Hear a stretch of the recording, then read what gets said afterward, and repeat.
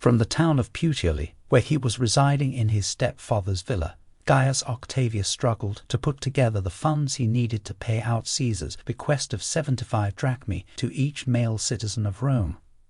His adoptive father's estate had acquired multiple attachments in the courts as properties were seized in lawsuits brought by individuals opposed to Caesar, each hoping to regain the wealth they claimed had been illegally stripped from them by the dictator. Even those private properties which Octavius had been able to sell in order to raise the money had closed far below the market value, once again thanks to the influence of Dolabella and the Antonii. And the monies that were being loaned or donated to Octavius by sympathetic senators were simply not enough. It would have been clear to Octavius that Marcus Antonius, Gaius Antonius, and Publius Cornelius Dolabella, each having served as a judge in many of the cases, favored Caesar's opponents. But Fortuna favored Gaius Octavius. His cousins Quintus Pedius and Lucius Pinarius, both Caesar's heirs in the second degree and legally entitled to approximately 25% of Caesar's estate, had presented themselves to Marcus Antonius. Before the consul, they complained bitterly of his inequitable treatment, divesting them of their inheritance, which Caesar obviously meant to give them as a reward for loyal service, and which he'd intended for them to use to subsidize the success of their own public careers.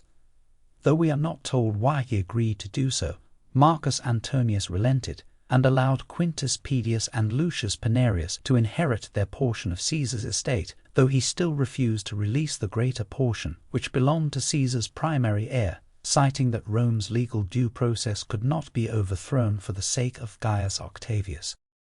With Caesar's bequests secure in their hands, both Quintus Pedius and Lucius Pinarius rushed to donate their inherited funds to their cousin Octavius, who used the unexpected wealth to finally fulfill Caesar's posthumous commitment to the people of Rome.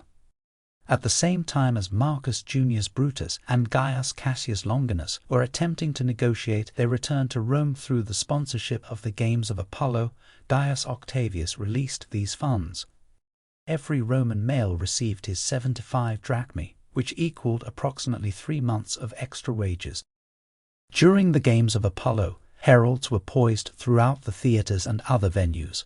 As the crowds grew excited over the sporting contests, foot races, and even theatrical shows, the heralds began enticing them with chants to recall the liberators Brutus and Cassius to the city. But the excited crowds, holding extra money in their pockets which had just been gifted to them by the adopted son of Caesar, refused to participate, shouting the heralds into embarrassed silence and utterly wasting the monies Brutus and Cassius had invested in their sponsorship of the Ludi Apollinaries. Following the close of Apollo's games, there was a week-long break before the beginning of the Ludi Veneris Genetrix, or the Games of Venus Genetrix, founder of the family. This particular Roman circus memorialized Caesar's completion of the temple to the goddess Venus on September 26 of the 46 BC year.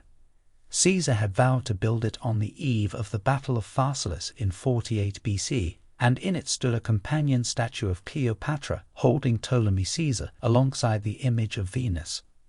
In recognition of the renaming of the month of Quintilis to Julius in 45 BC, the Ludi Veneris Genetrix were moved from September to the 20th through the 30th of July. Much like the Ludi Apollinaries, the Games of Venus featured athletic events, wild beast hunts, plays in various theatres, feasting tables for the plebs, chariot races in the Circus Maximus, and scenic portrayals of events such as Caesar's conquest of Britannia and his forays across the Rhine River. But this year, on the 23rd of July, just 3 days into the Ludi Veneris Genetrix, a portent appeared in the heavens, taking the form of a hairy star. Visible in the sunlight, this comet hung in the sky for the next 7 days and disappeared at the close of the Games of Venus on the 30th of July. The Roman people, who were grateful to Caesar's heir for so diligently attending to his bequest, the same bequest which Marcus Antonius had used to rouse the anger of the mob at Caesar's funeral, but then conveniently forgot in the aftermath of his growing power, immediately associated the visible star with the apotheosis of Caesar.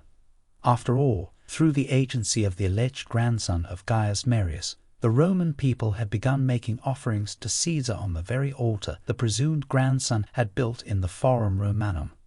But in spite of the people's wishes, all divine honors proposed for Caesar were blocked by the consul Marcus Antonius in his effort to woo the Senate. And when Antonius threw the Bobus Marius to his death, and then executed the ringleaders of the newly emerging cult of Caesar, the people's hopes appeared to be dashed. But now Caesar's heir, Gaius Octavius, was in Rome. After Octavius distributed Caesar's largesse to the people, they immediately turned their support to him with the dream that the son of Caesar would take up the cause which seemed to have died when Gaius Marius was thrown from the Tarpeian rock. For the people of Rome, the hairy star in the sky was a divine confirmation that Caesar was watching. For Octavius, the hairy star, called the Sidus Iulium or the Julian star, was a revelation of what the Roman people expected from him. To the people of Rome, Caesar was a god whose murder lay unavenged. To maintain the support of the plebs, which might eventually extend to Caesar's legions, thus weakening Marcus Antonius, Gaius Octavius needed to find a way to step into the shoes of the fallen Marius and become his replacement as the embodiment of vengeance on behalf of his fallen father. But his endeavor had to be carefully managed so as not to offend those within the Senate who had taken an interest in helping him, namely Cicero. Gaius Octavius would have seen that Marcus Antonius was already in a precarious position. Because he had made a pact with the liberators in the first place, staunch Caesarian supporters, like himself, began to question his motives. When Antonius declined to elevate Caesar to divine status, the people began to look elsewhere for someone to represent them. Thanks to Cicero's position within the Senate, Antonius could not change his mind and suddenly label Brutus and Cassius as murderers without alienating the conscript fathers. So, for Gaius Octavius, if becoming an ally of Marcus Tullius Cicero and aligning with the Senate might help him in taking back what Antonius had stolen from him, then Octavius was prepared to be guided by Cicero, at least as long as the relationship advanced his agenda. And so, falling in line with the Senate, Gaius Octavius watched with great interest as Marcus Antonius moved to have his proconsular governorship transferred from Macedonia, the province assigned him by the Senate, to Cisalpine Gaul, the province currently controlled by one of Caesar's assassins, Decimus Junius Brutus. Instead of governing Macedonia himself, Antonius proposed the province be reassigned to his brother Gaius Antonius, while he would take up the proconsulship of Cisalpine Gaul for the 43 BC year. Although Gaius Octavius, who was not a senator, would have had no right to vote on the proposal, he must have been utterly perplexed when the Senate agreed to Antonius's wishes and formally recalled Decimus Junius Brutus from his province. The reason Marcus Antonius wanted Gaul was no secret. From Gaul, Caesar had successfully controlled politics in Rome during most of his Gallic campaign. To give Marcus Antonius control of Cisalpine Gaul was to invite him to march on Rome the moment he was displeased. Octavius must have wondered just what was the Senate and Cicero up to.